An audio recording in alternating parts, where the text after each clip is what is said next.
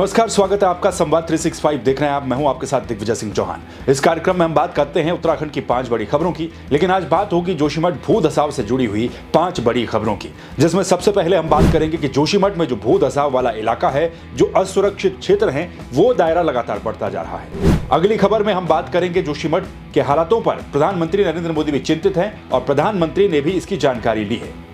साथ ही जोशीमठ में आज केंद्र की टीम भी पहुंचने वाली है। जल शक्ति मंत्रालय ने टीम बनाई थी, वो भी जोशीमठ पहुंचेगी, उस खबर पर भी बात करेंगे। इसके साथ ही चौथी खबर जोशीमठ से जुड़ी हुई बड़ी ये है कि वहां पर 10 अधिकारियों की तैनाती कर दी गई है। पांचवी खबर में हम बात करेंगे कि जोशीमठ के हालातों पर अब कांग्रेस भी चिंतित नजर आ रही है और कांग्रेस भी अब एक्टिव हो गई है। चलिए पहली खबर में बात करेंगे जोशीमठ में लगातार हो रहे भूधसाव का दायरा बढ़ने को लेकर। दरअसल जोशीमठ में भूधसाव हो रहा है, लेकिन दिन प्रतिदिन जो असुरक्षित क्षेत्र है वो लगातार बढ़ता जा रहा है। सरकार ने कुछ दिन पहले एक पर्टिकुलर एरिया को चिन्हित किया था, जिसको आपदाग्रस्त क्षेत्र घोषित किया था। इसके बाद अब धीरे धीरे वो दायरा और भी ज्यादा बढ़ता जा रहा है। भूधसाव से प्रभावित मकानों में रहने वाले 13 परिवारों को रविवार को और शिफ्ट किया गया। वहीं 4 और वार्डों को असुरक्षित घोषित कर दिया गया।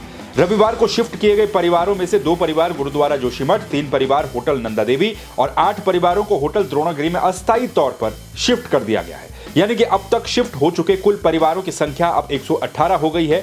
इसमें 68 परिवारों को प्रशासन की ओर से शिफ्ट किया गया है, जबकि 50 परिवारों को जेपी कंपनी की तरफ से सुरक्षित स्थानों पर शिफ्ट किया गया है। वहीं प्रशासन की तरफ से लगातार आपदा प्रभावित इलाकों में खाद्यान्न किट, दूध और अन्य जरूरी सामग्री बांटी जा रही है। चलिए अब अगली खबर में बात करेंगे। जोशीमठ के हालातों पर सिर्फ प्रदेश सरकार ही चिंतित नहीं है, बल्कि केंद्र सरकार भी चिंतित अब नजर आ रही है। प्रधानमंत्री नरेंद्र मोदी के लेवल पर भी जोशीमठ के हालातों पर निगरानी की जा रही है। पीएमओ से भी जोशीमठ के हालातों पर नजर रखी जा रही है। इसी बीच आपको यह भी बता दें कि प्रधानमंत्री कार्यालय ने जोशीमठ के हालातों को लेकर एक उच्च स्तरीय बैठक अपनी तरफ से बुलाई थी। इसके साथ ही उत्तराखंड के मुख्यमंत्री पुष्कर सिंह धामी से प्रधानमंत्री नरेंद्र मोदी ने भी फोन के माध्यम से जोशीमठ के हालातों की, जोशीमठ के भूधसाव के बारे में जानकारी ली है।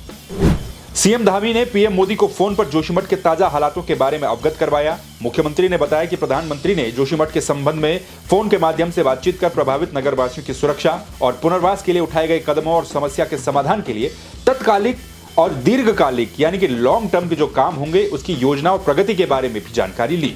वहीं सीमा प्रबंधन सचिव और राष्ट्रीय आपदा प्रबंधन प्राधिकरण के सदस्य सोमवार को उत्तराखंड का दौरा करेंगे, जोशीमठ की स्थिति का जायजा लेंगे। आपको बता दें कि लगातार जो जोशीमठ में भूधसाव हो रहा है उसको लेकर के उत्तराखंड सरकार पूरी तरह से तत्पर नजर आ रही है। अधिकारियों की टीमें लगातार दौरा कर रही हैं, विशेषज्ञों की टीमें लगातार दौरा कर रही हैं और इतना ही नहीं, केंद्र सरकार भी इसको लेकर के सीरियस नजर आ रही है। खुद प्रधानमंत्री भी वहां के हालातों पर नजर बनाए हुए हैं। जोशीमठ की तीसरी बड़ी खबर में अब हम बात करेंगे। जोशीमठ के हालातों पर नजर रखने के लिए अब केंद्र से टीम जोशीमठ पहुंचने वाली है। दरअसल कुछ दिन पहले हमने आपको बताया था कि किस तरह से जोशीमठ में हो रहे भूधसाव को लेकर केंद्र सरकार चिंतित थी और केंद्रीय जल शक्ति मंत्रालय जो है उसने अपनी तरफ से एक कमेटी बनाई थी, एक टीम बनाई थी जोशीमठ की निगरानी करने के लिए। वो टीम जोशीमठ आज पहुंच जाएगी। रविवार को ये टीम शाम को देहरादून पहुंच गई थी, जिसमें जल शक्ति मंत्रालय के अलावा वन एवं पर्यावरण मंत्रालय सहित विभिन्न संस्थानों के वैज्ञानिक शामिल है। 2 दिन पहले जल शक्ति मंत्रालय ने जोशीमठ के भूधसाव को लेकर एक समिति का गठन किया था। इस समिति में नमामि गंगे के अधिकारियों के साथ ही केंद्रीय वन एवं पर्यावरण मंत्रालय के प्रतिनिधि, नेशनल इंस्टीट्यूट ऑफ हाइड्रोलॉजी के वैज्ञानिक, केंद्रीय जल आयोग के अधिकारी, भारतीय भूवैज्ञानिक सर्वेक्षण के वैज्ञानिक भी शामिल हैं। ये समिति जोशीमठ जाएगी, वहां का दौरा करेगी, वहां का सर्वे करेगी और 3 दिन के अंदर अपनी रिपोर्ट पेश करेगी। चौथी जोशीमठ की बड़ी खबर यह है कि जोशीमठ में जो आपदा राहत कार्य हैं या फिर जो रेस्क्यू के काम हैं, बचाव काम है, अन्य जितने भी काम हैं, इन सब के लिए अब अधिकारियों की तैनाती भी वहां पर की जा रही है। गढ़वाल के मंडल आयुक्त ने जोशीमठ के आपदा राहत कार्यों को और भी गति देने के लिए, वहां पर काम को सही तरीके से मॉनिटर करने के लिए 10 अधिकारियों की तैनाती जोशीमठ में की है। इन 10 अधिकारियों को कहा गया है कि वो जोशीमठ में कैंप करेंगे। मंडल आयुक्त सुशील कुमार ने 10 अधिकारियों की जोशीमठ में तैनाती की है। इसमें 1 एडीएम लेवल, 3 एसडीएम और 6 तहसीलदारों को जोशीमठ में कैंप करने के निर्देश दिए गए हैं।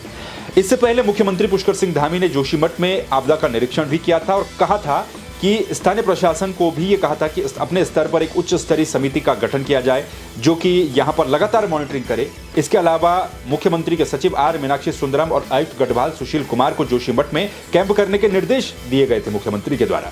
राहत कार्यों के सही संचालन के लिए रविवार को मंडलायुक्त की ओर से 10 अधिकारियों की टीम बनाई गई, जिनको कहा गया है कि वो जोशीमठ में कैंप करेंगे और वहां के कामों को और भी ज्यादा गति देंगे। जोशीमठ से जुड़ी हुई पांचवी बड़ी खबर यह है कि अब तक जोशीमठ मामले को लेकर सरकार पर लगातार निशाना साधने वाली कांग्रेस भी जोशीमठ के ग्राउंड पर नजर आ रही है, यानी कि एक्टिव मोड में नजर आ रही है। इससे पहले जोशीमठ के हालातों को लेकर कांग्रेस के सीनियर लीडर यानी कि राहुल गांधी और प्रियंका गांधी वाड्रा ने ट्वीट किया था। ट्वीट के माध्यम से उन्होंने कांग्रेस जनों को कहा था कि वो भी वहां पर पहुंचे और मदद लोगों की करें। इसके बाद अब रविवार को उत्तराखंड के पूर्व मुख्यमंत्री कांग्रेस के वरिष्ठ नेता हरीश रावत और कांग्रेस के पूर्व प्रदेश अध्यक्ष गणेश गोदयाल समेत कई नेता जोशीमठ पहुंचे। वहां पहुंच करके उन्होंने प्रभावित इलाकों का जायजा भी लिया, प्रभावित लोगों से मुलाकात भी की और राहत कार्यों के संबंध में भी जानकारियां ली।